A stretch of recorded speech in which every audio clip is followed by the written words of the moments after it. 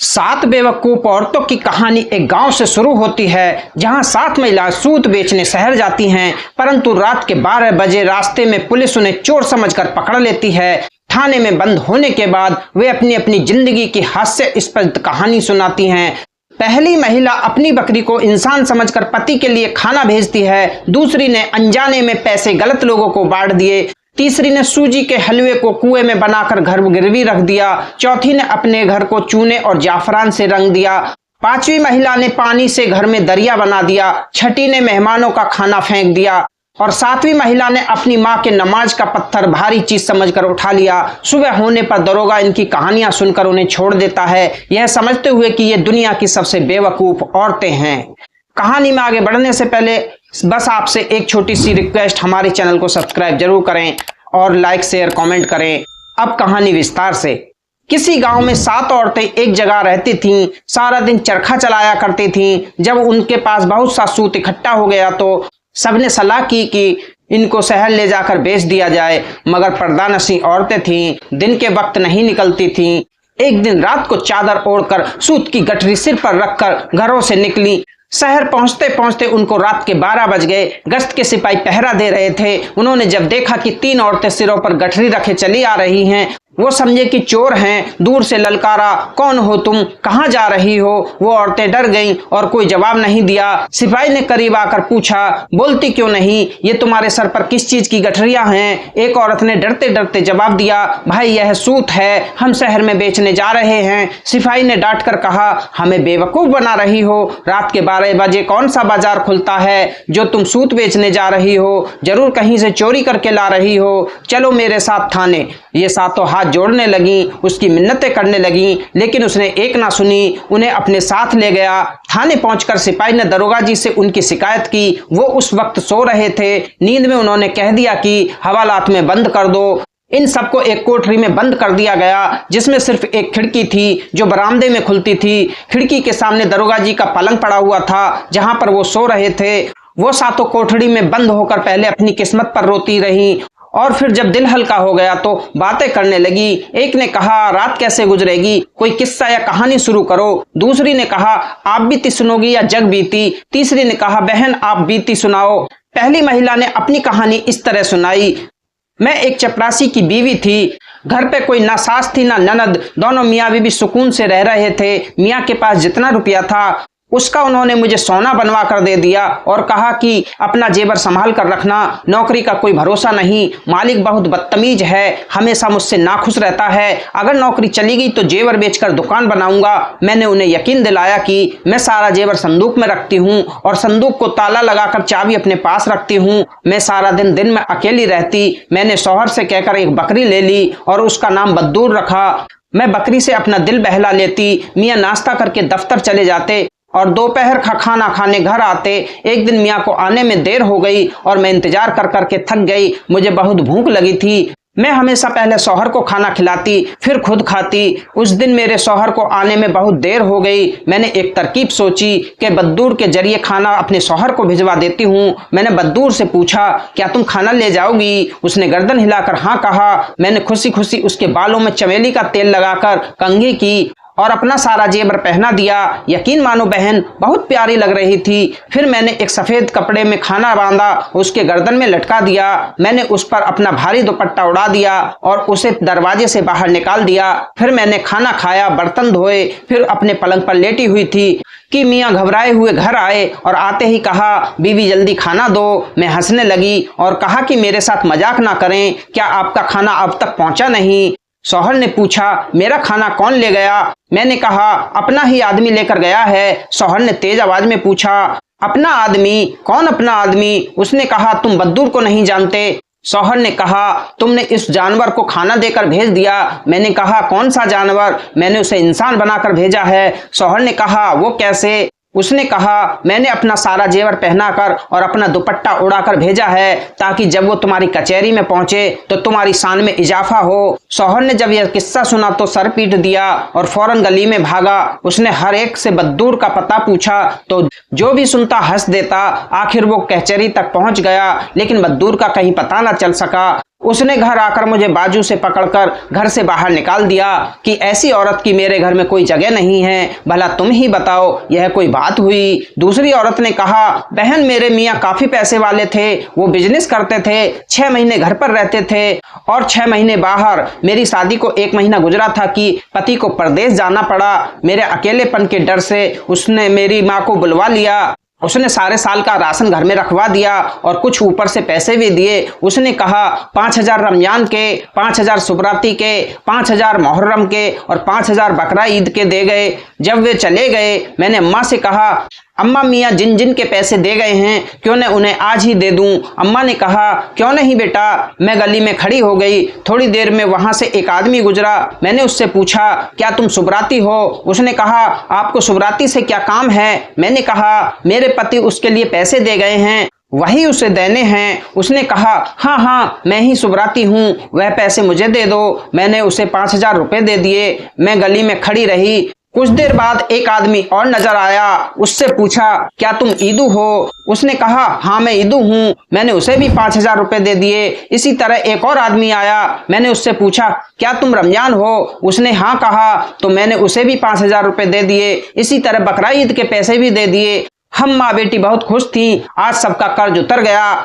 मेरे घर में बहुत सारा सामान मौजूद है, इसलिए मैंने मोहल्ले के लोगों से कहा, अगर किसी को कोई सौदा चाहिए तो ले लिया करें। जिसको जो चाहिए होता वो ले जाता। मोहल्ले की औरतें मेरे जेवर और कपड़े भी उधार ले जाती और फिर वापस कर जाती। इस तरह कुछ ही दिन में सारा सामान खत्म हो गया और बात भूखे मरने तक आ गई। मैंने अपने शौहर को तार भेजा, अगर मुझे जिंदा देखना चाहते हो तो जल्दी वापस आ जाओ। पति अगले ही दिन वापस आ गया और पूछा, क्या कोई चोरी हो गई है? इतना सामान पैसे कहाँ गए? मैंने कहा, आप जिस जिसके पैसे दे गए थे मैंने उनको दे दिए। मैंने खर्चे के पैसे साथ वाली औरत को उधार दे दिए क्योंकि उसको जरूरत थी और मोहल्ले के लोगों को खाने पीने की चीज चाहिए थी। मैंने उनमें बांट दी। बस यह सुनना था। उसने मुझे हाथ पकड़कर घर से निकाल दिया। बहन भला यह भी कोई बात हुई जिस पर मुझे घर से निकाल दिया? यह सुनकर तीसरी बेवकूफ औरत बोली, मेरे मियाँ भी दफ्तर में नौकरी करते थे, खुदा का दिया हुआ सब कुछ था, आराम से जिंदगी गुजर रही थी। मेरी शादी को 3 महीना हुए।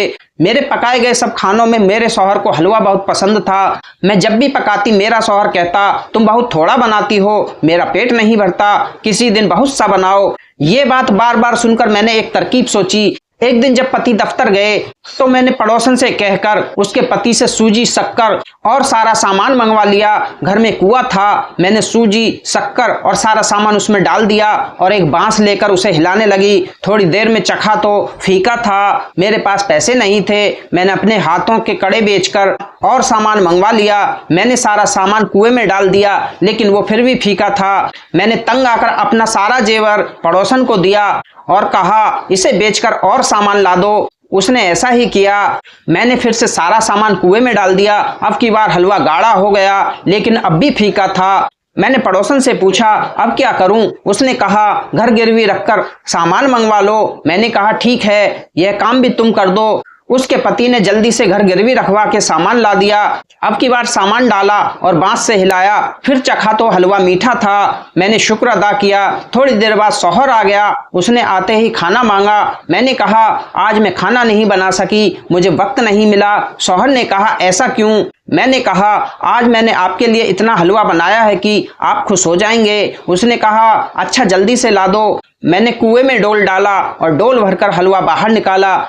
मैंने जबरदस्ती 1 चम्मच शौहर के मुंह में डाल दिया तो उसने कहा, यह क्या कीचड़ मेरे मुंह में डाल दिया है? मुझे यह सुनकर बहुत गुस्सा आया और मैंने कहा, मैंने इतनी मेहनत की है, अगर आप इसको कीचड़ कह रहे हैं, मैंने आपके लिए कुआं भर के हलवा बनाया है, अब सारी जिंदगी खाएं तब भी खत्म ना होगा। मैंने शौहर को बताया कि मैंने जेवर बेचकर इतना सारा सामान खरीदा। शौहर हैरान होकर पूछने लगा, क्या जेवर बेच दिया? मैंने कहा, हाँ, इससे भी काम नहीं चला तो मैंने घर को गिरवी रखकर सामान ले लिया। यह सुनकर शौहर गुस्से में आ गया और मुझे पकड़कर घर से बाहर निकाल दिया कि ऐसी औरत की मेरे घर में कोई जगह नहीं, भला तुम ही बताओ इसमें मेरा क्या कसूर है? यह सुनकर चौथी औरत बोली, बहन मेरे शौहर सौदागर थे, गोदाम सामान से भरे रहते थे, ग्राहक सामान लेने आते और कभी शौहर भी बाहर जाते। जेवर कपड़े की कमी नहीं थी लेकिन मेरी आदत थी कि 15-15 दिन तक कंघी ना करती थी, ना ही कपड़े बदलती थी। शौहर जब भी घर आते यही कहते, ना तुम खुद साफ रहती हो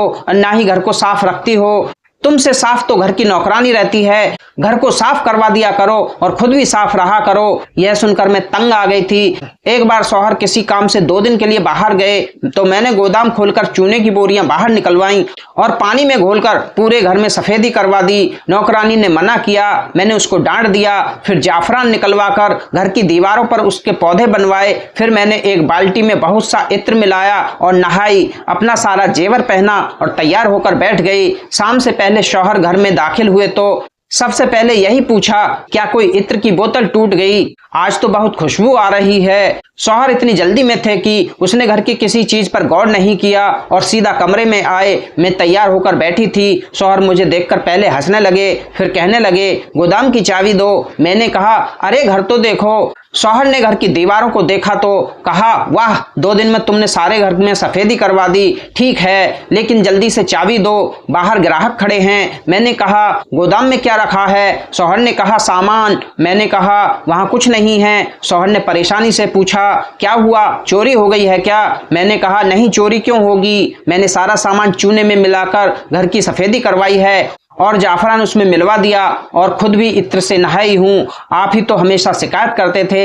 यह सुनकर पहले तो शौहर ने अपना सर पीट लिया और फिर मुझे घर से निकाल दिया। यह सुनकर 5वीं औरत बोली, मेरी शादी को अभी 1 माह हुआ था कि शौहर को परदेश जाना पड़ा। मुझे अपने मियाँ से बहुत मोहब्बत थी। मैं उनसे 8 दिन की दूरी बर्दाश्त नहीं कर सकती थी। शौहर के जाने से बहुत दिन पहले मैंने रोना शुरू कर दिया। शौहर ने मुझे यकीन दिलाया कि मैं जल्द ही वापस आऊंगा। मैंने उससे पूछा, यह बता दें कि आप कहाँ जा रहे हैं? उसने कहा, मैं बहुत दूर जा रहा हूँ, रास्ते में दरिया आता है और फिर कश्ती के जरिए दूसरी तरफ जाते हैं। मैं चुप हो गई। शौहर चला गया। रात किसी तरह गुजर गई, लेकिन जब दिन हुआ तो मेरा दिल ना लगा। मैंने नौकरानी से कहा, मुझे मेरे शौहर के पास ले जाओ। तो उसने कहा, मैं कैसे ले जाऊं, रास्ते में दरिया आता है, फिर कश्ती के जरिए जाते हैं। मैंने उससे कहा, क्यों ना घर में ही दरिया बना लें। वो खुश हो गई। हमने मजदूर को बुलवाकर घर की खिड़कियां और रोशनदान बंद करवा दिए। फिर जेवर बेचकर घर में पानी डलवाना शुरू किया। सारे पैसे और जेवर बिक गए, लेकिन पानी ऊपर ना आया। मैंने मोहल्ले के लोगों से कहा, कोई मेरा घर खरीद ले और उसमें पानी डलवा दे। कोई शख्स न माना। आखिर एक ऐसा व्यक्ति मिल गया जिसने यकीन दिलाया कि मुझे पानी डलवा देगा। उसने पानी डलवाना शुरू कर दिया और कुछ ही देर में पानी बहुत ऊंचा हो गया। नौकरानी ने पहले 2 घड़े अलग कर लिए थे। हम इन घड़ों पर बैठकर पानी में उतर गईं और सफर शुरू किया। कभी मैं आगे निकल जाती तो कभी नौकरानी। इस तरह हमने कई घंटे सफर जारी रखा। जब शाम होने लगी तो नौकरानी ने कहा, अगर बीच रास्ते में रात हो गई तो हम क्या करेंगे? नौकरानी ने कहा, हम अपने घर की छत पर बैठ जाएंगे और मैं पड़ोसन से खाना ले आऊंगी। सुबह फिर हम सफर शुरू करेंगे। मैंने कहा, पागल, अब यहाँ कहाँ से घर आया? नौकरानी कहने लगी, अरे आप रात की फिक्र ना करें, देखें हम तो मियाँ साहब तक पहुंच भी गए। ये सुनकर मैंने सामने देखा तो साहब छत पर खड़े थे। मैंने उनसे कहा, आप हमें छोड़कर चले गए थे तो हम खुद ही आ गए, चलो अब हम जल्दी से निकलें। शौहर ने कहा, पागल औरतों, ये तुम लोगों ने घर का क्या हाल बना रखा है? सारा मोहल्ला हंस रहा है। मैं तो कुछ जरूरी कागज भूल गया था, वही लेने आया हूँ। उसने गुस्से से हमें पानी से बाहर निकाला। नौकरानी को तो बहुत मारा और मुझे घर से निकाल दिया। अब बताओ, ये भी कोई वजह थी घर से निकालने की? अब छठी औरत अपना किस्सा सुनाने लगी। मेरी शादी को 1 माह गुजरा कि रमजान शरीफ शुरू हो गया। सास और नंद अपने घर चली गईं। मैं बहुत खुश थी। मेरा शौहर अपने ऑफिस में था। घर में किसी चीज की कमी ना थी। रमजान अभी चल रहा था कि एक दिन शौहर कहने लगा, देखो मैंने बहुत लोगों के यहाँ अफ्तारी की है, अब मैं चाहता हूँ कि आखिरी रोजे वाले दिन सबको दावत दूं। मैंने कहा, क्यों नहीं? शौहर ने कहा, ठीक है, फिर आखिरी रोजे वाले दिन बावर्ची सब खाना बना देंगे, तुम बस निकलवा कर भेज देना। मैंने कहा, आप बिल्कुल फिक्र ना करें, सब हो जाएगा। आखिरी रोजे वाले दिन मैंने सुबह से तैयारी शुरू कर दी। कई तरह के खाने बनवाए, बहुत सी किस्म के शरबत तैयार किए, मजेदार खीर तैयार करी। जब मेहमान आने लगे तो मैं छत पर बैठकर गिनने लगी। जब तादाद 40 से ज्यादा हुई तो मुझे बहुत गुस्सा आया कि आखिर एक बार बुलाने पर यह सब क्यों आ गए। रोजा जब इफ्तार हुआ तो सबने शरबत जी भर के पिया और फिर खीर खाई। ऐसा लगता था जैसे उन्होंने पहली बार खाना देखा है। आखिर नमाज का वक्त हुआ तो सब नमाज पढ़ने लगे। मैंने सोचा, हर तरह के शरबत पीने और अफ्तारी करने के बाद अगर मेहमानों की तबीयत खराब हो गई तो मेरे शौहर की बहुत बदनामी होगी। यह सोचकर सारे खाने मैंने छत से नीचे गिरा दिए और कुछ भी ना छोड़ा। नमाज के बाद मेरा शौहर मेरे पास आया और कहा जल्दी से खाना भिजवा दो। मैंने उससे सारी बात बताई कि इस डर से कहीं लोगों की तबीयत खराब ना हो जाए वरना आपकी बदनामी होगी। मैंने सारा खाना फेंक दिया। यह सुनाना था कि मेरा शौहर सर पकड़कर बैठ गया और कहा बेवकूफ औरत, तुमने मेरी नाक कटवा दी, अब मेरे घर में तुम्हारी कोई जगह नहीं है, निकल जाओ यहाँ से। सातवीं औरत ने कहा बहनों, मैं अपने 3 भाइयों में सबसे बड़ी थी लेकिन मेरे लिए कोई रिश्ता नहीं आ रहा था। मेरी छोटी बहनों की शादी हो गई थी। मेरी अम्मा बहुत परेशान रहती थी। एक दिन किसी का रिश्ता मेरे लिए आया तो अम्मा ने तनख्वाह कम होने के बावजूद हाँ कर दी। अम्मा ने बहुत सा सामान मुझे दिया। पहले तो सब कुछ ठीक था लेकिन महीने बाद जब शौहर ने 500 रुपए देकर कहा इसमें घर चलाना है तो मैं बहुत परेशान हुई। मैंने अम्मा के घर कभी इतने कम पैसों में गुजारा नहीं किया था। मैंने एक पड़ोसन को दोस्त बनाया और हर माह एक जेवर बेचकर गुजारा करती। इस तरह 1 साल गुजर गया और सारा जेवर बिक गया। उन्हीं दिनों अम्मा की तबीयत खराब हो गई और मैं शौहर को लेकर अम्मा के पास गई।